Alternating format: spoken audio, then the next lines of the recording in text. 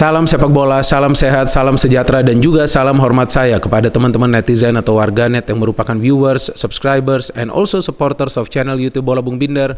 Terima kasih banyak kepada teman-teman yang telah mendukung kemajuan dari channel YouTube Triple B, karena hingga hari ini jumlah subscribers telah melewati 280.000. Luar biasa dukungan yang teman-teman berikan, dan saya harapkan dukungan dari teman-teman akan tetap konsisten, serta seperti biasa saya akan selalu memberikan analisa secara logis dan juga fair. And in this new content sudah jelas dan pasti saya ingin membahas tentang hasil drawing 16 besar Liga Champions musim ini. Kita sama-sama tahu bahwa drawing ini perlu dilakukan 2 kali karena memang ada kesalahan yang terjadi. Kalau menurut pernyataan resmi dari UEFA, maka kesalahan yang terjadi itu adalah kesalahan teknis. Tapi tentu kita juga tidak percaya dengan pernyataan tersebut karena jelas terlihat bahwa ada salah penempatan klub di pot-pot yang memang telah ditaruh di atas meja. Tapi ya tentu kita jangan terlalu berpikir negatif ya, karena akhirnya kan setelah disaksikan oleh jutaan penonton, mau tidak mau drawing ini perlu diulang. Karena sempat viral juga kesalahan yang terjadi kan pada saat salah satu mantan pemain dari Arsenal, Arshavin, yang memang klubnya sudah tidak main lagi sih di Liga Champions sudah lama ya. Di Europa League juga gak main loh Arsenal ini. Dia mengangkat itu nama yang keluar Manchester United, kemudian perlu diulang karena Manchester United itu tadinya akan ketemu Villarreal, padahal mereka berasal dari satu grup. Kan gak mungkin ketemu lagi, peraturannya kan seperti itu. Nah tapi ya kita juga sekarang ya mau tidak mau perlu menerima lah ya kenyataan bahwa UEFA ini juga tidak sempurna ya. Artinya memang ada kesalahan-kesalahan yang mereka lakukan yang sebetulnya juga adalah kesalahan-kesalahan dasar. Kan seharusnya dari awal itu semua sudah diantisipasi agar tidak terjadi kesalahan seperti itu. Dan pada saat sekarang sudah jutaan orang yang menonton, nah tentu kita semua mulai curiga kepada UEFA. Ya tapi kita juga seperti yang tadi saya katakan perlu berpikir positif juga. Ya kalau kita berpikir negatif terus, ya tentu kita juga tidak akan menikmati lagi pertandingan-pertandingan sepak bola di dunia. Karena sedikit-sedikit nanti kita akan curiga bahwa ada settingan. So anyway, saya ingin membahas dulu drawing dari babak 16 besar yang terjadi perubahan yang cukup signifikan ya. Paris Saint-Germain yang tadinya akan bertemu Manchester United ternyata akan bertemu Real Madrid. Ini dia ya, klub favorit saya. Dan perlu saya tegaskan bahwa Real Madrid itu tidak pernah takut atau khawatir ketemu klub manapun, karena Real Madrid adalah klub besar dan Real Madrid sudah biasa menjadi juara di Champions League. Apalagi musim ini Real Madrid punya amunisi-amunisi yang hebat seperti Vinicius Junior, seperti David Alaba. Vinicius Junior sudah jauh berkembang. Kemudian ada Toni Kroos, Modric, dan juga Casemiro yang semakin matang dari musim ke musim. Kita tahu penjaga gawangnya Courtois juga tidak perlu diragukan lagi. Memang lawannya nih Paris Saint-Germain sekarang sudah ada Lionel Messi. Dan juga jangan lupa ada Sergio Ramos. Sekarang kan Ramos harus lawan mantan timnya. Ya dia akan tetap profesional sih saya pikir.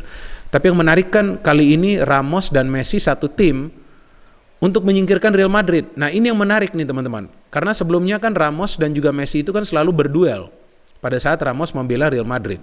Nah kalau di atas kertas untuk saat ini, jika seandainya 2 minggu lagi 2 tim ini bertemu, maka saya pikir Real Madrid bisa saja lolos dengan mudah. Tapi ketika pertandingan ini harus dimainkan di bulan Februari nanti, nah ini yang cukup bahaya juga. Karena bisa juga nanti Messi sudah bisa menemukan formnya dan juga partnership yang bagus dengan Neymar dan juga dengan Mbappe. Dan Mbappe juga jangan lupa nih, Mbappe kan sebelumnya kan hampir pindah ke Real Madrid. Nah dia akan berhadapan dengan Real Madrid. Jadi seru juga nih, walaupun di drawing ulang, tapi ada juga pertandingan yang menarik, yaitu PSG versus Real Madrid. Ya saya juga berharap seharusnya ini menjadi partai final ya. Jadi Ramos ketemu mantan klubnya, kemudian Messi ketemu tim yang menjadi rivalnya sebelumnya di La Liga. Tapi oke, mereka bertemu dulu di babak 16 besar. And the second match is Sporting Lisbon versus Manchester City, lawan yang mudah tentunya bagi City. Memang di fase grup City kalah 2 kali, dua-duanya away, lawan Leipzig, lawan Paris Saint-Germain, tapi saya pikir lawan Sporting Lisbon seharusnya City bisa menang dengan mudah. Guardiola mengandalkan konsep permainan, tidak mengandalkan 1, 2, atau 3 pemain di atas lapangan. Jadi saya pikir tentu mereka lebih berpeluang untuk lolos. Kenapa saya sebentar-sebentar membenarkan kacamata saya ini teman-teman? Karena frame-nya ternyata terlalu besar. Kacau juga nih orang yang kasih saya frame kacamata ini ya. Tapi ya mau tidak mau saya harus membenarkan. Mohon maaf jika kalian terganggu. And then the other match, ini dia nih Bayern Munich. Sekarang mereka mendapat lawan yang ringan banget nih, Red Bull Salzburg. Ya kan ini kan lawannya jauh lebih ringan nih sekarang nih untuk Bayern Munich. Kita tahu Bayern Munich adalah tim yang produktif di fase grup. Saya pikir tim yang paling produktif. Kemudian juga 100% rekor, tidak terkalahkan. Terkesan mereka hanya latihan saja tuh di fase grup. Barcelona gak berkutik, Benfica gak berkutik, apalagi Dinamo Kiev. Dan mereka kali ini ketemu Salzburg, yang seharusnya kita tahu sebelumnya bertemu Atletico Madrid ya. Salzburg saya pikir lawan yang ringan, apalagi Lewandowski ingin membuktikan bahwa dia masih menjadi salah satu striker yang hebat lah ya di Eropa. And the other match is Inter versus Liverpool. Nah ini menarik nih, Italia ketemu Inggris. Sebelumnya Liverpool satu grup dengan AC Milan, kan Liverpool berhasil menyingkirkan AC Milan, bahkan di final match juga Liverpool nggak mau kalah. Mereka tetap fight dan mereka berhasil menyingkirkan AC Milan juga dari fase grup tersebut. Lawannya Inter Milan. Inter Milan kita tahu juga bersaing di papan atas bersama AC Milan dan juga formnya lagi bagus. Inzaghi tidak menemui masalah untuk bisa mengambil alih dari Antonio Conte karena konsep permainannya tidak begitu jauh. So I think this will be a tight match. Liverpool memang diunggulkan, tapi saya juga belum cek ya apakah Salah sudah bisa bermain atau enggak nih di bulan Februari, karena kan Salah akan bermain juga di Piala Afrika kan. Nah juga kita belum tahu apakah Salah akan fully fit atau tidak setelah nanti bermain di Piala Afrika. Sama juga dengan Sadio Mane. Jadi ini bukan pertandingan yang mudah untuk Liverpool. And then Chelsea yang sebelumnya juga ketemu Lille, kali ini ketemu Lille lagi. Nah ini yang menarik nih ya teman-teman ya. Chelsea sebagai runner up group kan. Nah banyak yang menilai loh, kenapa nih Chelsea runner up group? Kenapa nih? Ya bagus juga Chelsea runner up group ketemu juara grup lainnya yaitu Lille, yang memang performanya lagi bertolak belakang dengan PSG. Jika Lille adalah juara dari Liga Prancis musim lalu, tapi di musim ini atau di awal musim mungkin, kita masih bisa mengatakan di awal musim, karena memang belum masuk putaran kedua, Lille berada di peringkat nomor 11. Nah inilah saya pikir yang lawan mudah untuk Chelsea. Memang Chelsea juga akhir-akhir ini sulit untuk meraih kemenangan, tapi karena kan ada beberapa pemain yang cedera ya, seperti Kante, seperti Kovacic, Chilwell. Saya pikir Chelsea seharusnya bisa lewat lah dari babak 16 besar ini. Musim lalu juga mereka menjadi juara kan. So I think this will be a normal match for Chelsea. Mereka hanya tinggal perlu fokus, coba untuk mencetak gol lebih cepat dan juga mengamankan leg pertama dulu, karena Chelsea bermain di kandang dulu nih leg pertama. And then Juve yang akan ketemu Villarreal. Nah Villarreal nih sebelumnya kan akan ketemu City. Sekarang Villarreal ketemu Juventus. Nah kita juga perlu apresiasi ya, Unai Emery ini pelatih yang bagus ya. Sayang juga Arsenal memecatnya. Saya pikir jika Emery masih di Arsenal, dia juga bisa mengubah Arsenal menjadi tim yang tangguh dan bukan tidak mungkin juga bermain ya di kompetisi Eropa. Tapi sebelumnya ketemu City dan sekarang ketemu Juve. Juve formnya lagi naik turun. I don't know, saya pikir Villarreal bisa lah melakukan kejutan ya. Apalagi form mereka sebelumnya memang tidak begitu baik di La Liga karena mereka sibuk di Liga Champions. Tapi sekarang setelah lolos dari fase grup, saya pikir mereka akan bermain lebih stabil lagi ya. Jadi ini bukan pertandingan yang mudah untuk Juventus, dan juga Unai Emery punya rekor yang cukup baik di kompetisi antar klub Eropa. And the other match is Atletico Madrid versus Manchester United. Nah ini dia seru nih, Cristiano Ronaldo kembali bertemu Diego Simeone.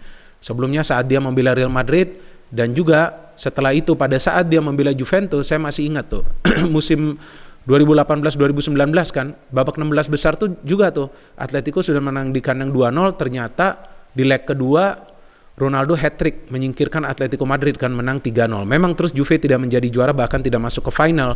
Tapi ya ini adalah duel yang cukup seru ya, karena Simeone akan kembali berhadapan dengan Ronaldo yang memang performanya lagi bagus-bagusnya, dan MU yang sekarang dengan pelatih barunya Ralf Rangnick yang juga mengandalkan pressing game.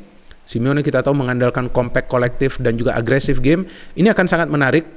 Kalau ketemu 2 minggu lagi, saya tidak yakin MU akan lolos karena para pemain masih beradaptasi dengan skema permainan Rangnick. Tapi pada saat ini ketemu di Februari, maka saya lebih yakin bahwa Manchester United bisa mengalahkan Atletico Madrid, karena tentu mereka akan lebih kompak lagi dengan sistem permainan yang coba dikembangkan oleh Ralf Rangnick. Tapi juga perlu dicatat jangan sampai ada pemain penting di MU yang nanti cedera, apalagi jika Ronaldo cedera atau juga Bruno cedera tidak bisa bermain, ya tentu akan sulit untuk menang lawan Atletico Madrid.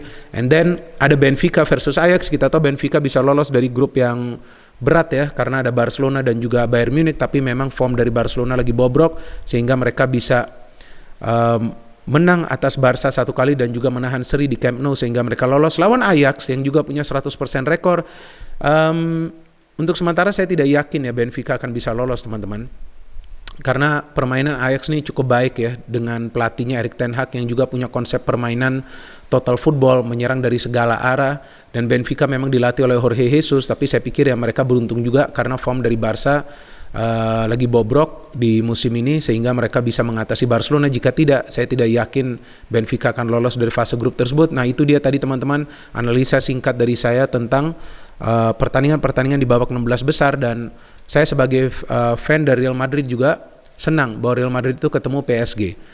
Jadi bisa dilihat nanti ya kualitas dari dua tim yang memang punya pemain-pemain yang hebat di masing-masing tim. Seperti di PSG yang ada Messi, kemudian di Real Madrid jangan lupa masih ada Karim Benzema, kembaran saya. Oke, jadi kita tunggu nanti babak 16 besar yang akan dimulai di pertengahan bulan Februari. Saya belum tahu saya akan siaran pertandingan yang mana, tapi tentu saya berharap bahwa saya bisa siaran pertandingan Real Madrid karena itu akan menjadi momen yang bersejarah pada saat Sergio Ramos yang sebelumnya belasan tahun membela Real Madrid, jika dia fit dan jika dia bisa turun, akan melawan mantan klubnya. Oke, silakan bagi teman-teman yang punya prediksi yang berbeda bisa memberikan komentar di kolom komentar di bawah konten ini. Once again, thanks a lot for all your support and love.